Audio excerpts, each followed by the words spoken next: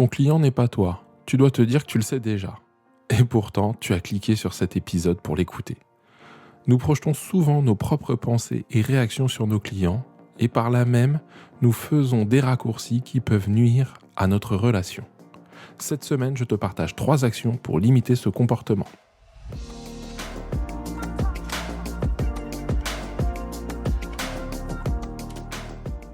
Limo Entrepro, c'est le podcast pour toi, professionnel, expérimenté ou novice, qui a besoin de changer l'image de ton métier auprès de tes clients.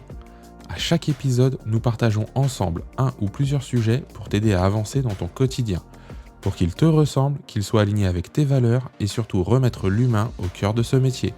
Alors je te remercie de ton écoute et c'est parti.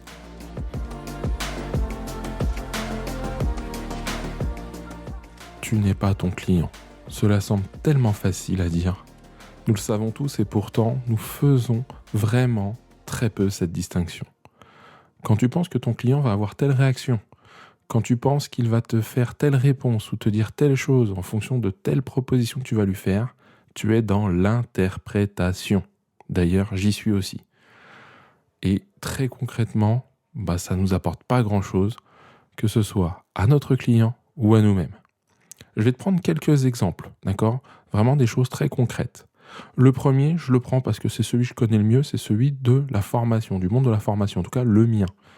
Je me dis très souvent que les gens, ils aiment se former, ils ont envie de se former.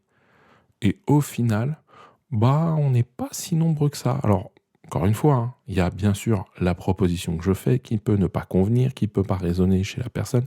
Ça, je ne remets pas en cause.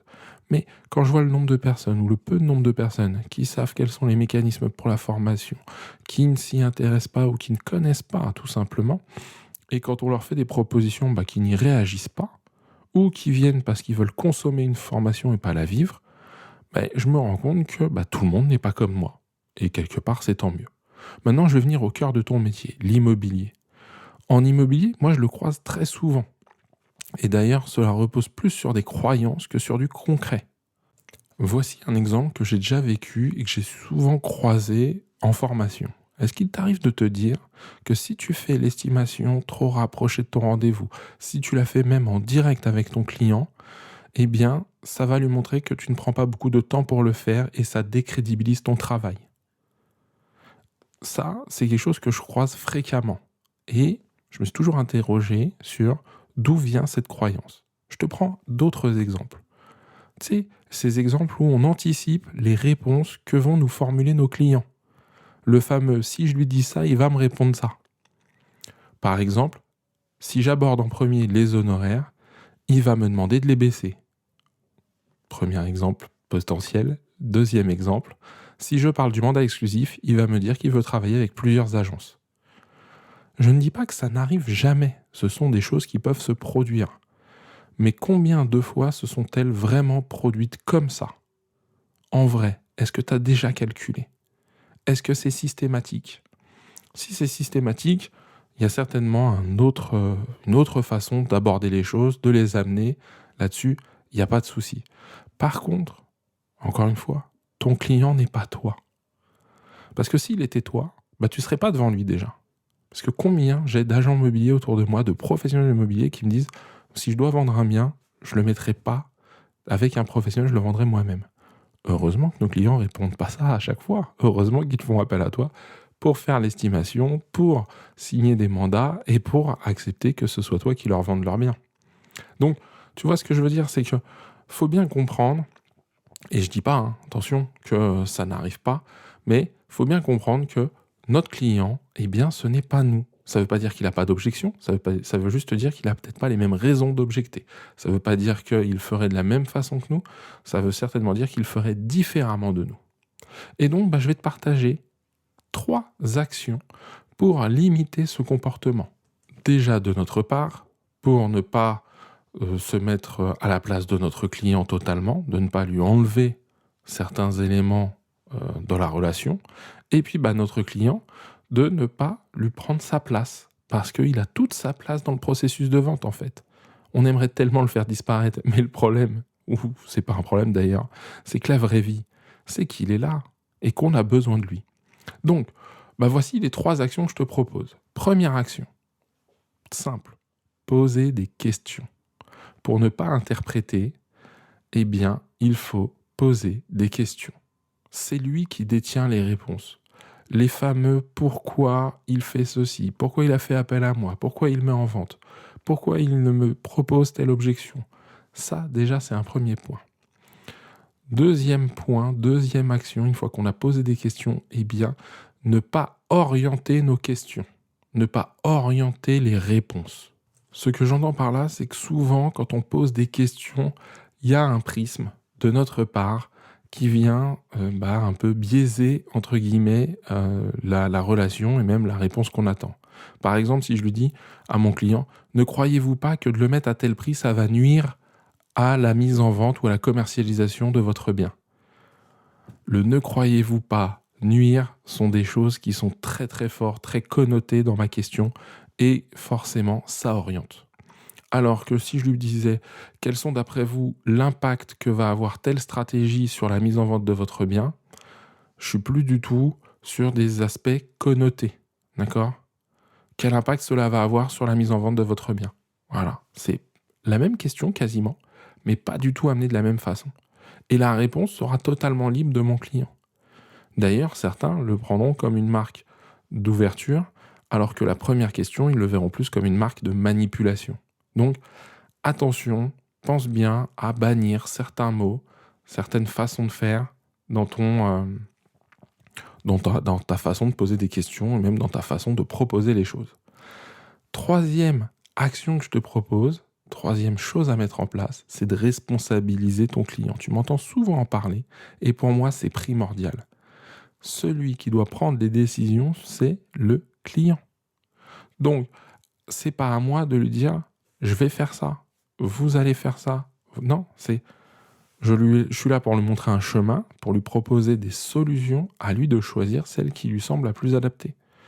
Certainement que je lui donnerai un avis sur chacune des propositions en lui donnant les avantages et éventuellement inconvénients de chacune.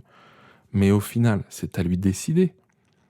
Après, charge à moi d'accepter les conditions ou les actions, le chemin qu'il veut prendre, ou de le refuser. Ça, c'est tout à fait possible aussi. Parce que là, ça ne correspond pas à mes valeurs, ça ne correspond pas à ma vision, ça ne correspond pas à ma façon de travailler. Mais quand je dis au client, là voilà, vous avez tel choix ou tel choix, c'est à vous de décider, je le responsabilise. Vous pouvez avancer en mandat simple ou en mandat exclusif. C'est à vous de décider. Sur quels critères, et après il y aura certainement, s'il y a objection, des réponses et une gestion de l'objection à faire, on est bien d'accord. Mais par contre, à un moment, je suis tout à fait capable de lui poser cette question. Parce que, oui, la réponse ne va peut-être pas me satisfaire, mais c'est sa réponse. Je ne vais pas lui dire, alors moi, à votre place, bien évidemment que je ferai de l'exclusivité. Parce que là, je l'oriente, je reviens à mon point numéro 2. Et d'ailleurs, je ne lui pose même pas de questions en faisant ça. Donc, j'ai occulté le point 1 et 2 des actions que je t'ai proposées. Donc, ton client n'est pas toi. Ne l'oublie pas. Ici, il a fait tel ou tel choix, c'est parce que ça lui correspond. Et un choix qui lui correspond est un choix vers lequel il va plus aisément et surtout dans lequel il va s'inscrire. Et d'ailleurs, je vais te partager une quatrième action. Tu es resté jusque-là et cette fidélité, ça mérite d'être récompensé. Quatrième action que je te propose de faire, c'est de le rendre acteur de son projet. Alors, on l'a déjà fait un peu au point numéro 3, on le responsabilise dans la prise de décision. Mais il y a peut-être des choses qu'il peut faire. Il y a peut-être des choses qu'il peut construire aussi pour que son projet aboutisse. Alors, ça ne veut pas dire que moi, je me décharge de tout. Attention, il y a des honoraires, il y a besoin que ces honoraires soient, entre guillemets, justifiés, en tout cas, qui correspondent à un vrai travail de ma part. Mais par contre, le rendre acteur, ça veut dire quoi ? Ça veut dire que je vais peut-être le faire participer à certaines choses. Peut-être dès la découverte, dès la compréhension de ce qu'il fait, dans les choix qu'il a fait, dans la participation à l'estimation, dans la participation aux visites, dans la préparation de son bien pour les visites. Oui, c'est peut-être à lui de préparer le bien pour le mettre sous son meilleur jour lorsqu'il y aura des visites d'acquéreurs potentiels. Tout ça, ça fait partie de son travail. Parce que moi, je ne vais pas venir très clairement faire le ménage et tout ranger avant chaque visite. Ça, c'est pas mon travail. Et ça va lui permettre de s'inscrire dans le processus. Se rendre compte qu'une tâche est difficile, Le meilleur moyen de se l'apercevoir, de le ressentir même, c'est de se confronter à cette tâche. Si demain, il participe avec moi aux visites et qu'il voit un petit peu la technicité, qu'il voit les points sur lesquels il pêche, qu'il voit les points sur lesquels c'est compliqué, ça va venir renforcer notre relation. Et certainement qu'à un moment, peut-être, il dira, bah écoutez, vous êtes bien plus doué que moi là-dessus, en tout cas j'espère qu'il te le dise, je vous laisse le faire. Ou alors, il me déléguera certaines parties, parce que là, il se sent pas à l'aise de le faire. Et d'ailleurs, moi je t'invite à avoir construit ça avec lui lors de la prise de mandat, parce que bah, tu vas voir que ta relation va se retrouver largement grandie. Donc tu l'as bien compris, ton client n'est pas toi. Comme toi, tu n'es pas moi. Ouais, je sais, on est un peu dans la philosophie, hein, même dans le métaphysique là. Mais ce que je veux dire par là, c'est que ce que je viens de te proposer, tu vas peut-être être complètement opposé à ce que je viens de te dire. C'est ok. Maintenant, si tu es opposé à ça, ou si tu y adhères, bah viens me partager ta façon de faire, viens me partager tes doutes, tes craintes, viens me partager tes réussites, bien évidemment, ça aussi en fait partie, sur mes réseaux sociaux. Ils sont tous dans la description, donc tu as le choix des armes, LinkedIn, Facebook, éventuellement YouTube. C'est un peu plus compliqué l'interaction sur YouTube, mais c'est possible aussi. Et si tu as envie d'aller encore plus loin, eh bien tu as même un lien vers mon agenda pour qu'on puisse papoter ensemble pendant une petite demi-heure et qu'on vienne parler métier, ça me ferait énormément plaisir. Voilà, nous arrivons à la fin de cet épisode. Je te donne rendez-vous la semaine prochaine pour parler d'Imo entre pros. Je te remercie du temps que tu m'as accordé, de ta confiance, de ton écoute. Et d'ici là, prends soin de toi et de tes clients.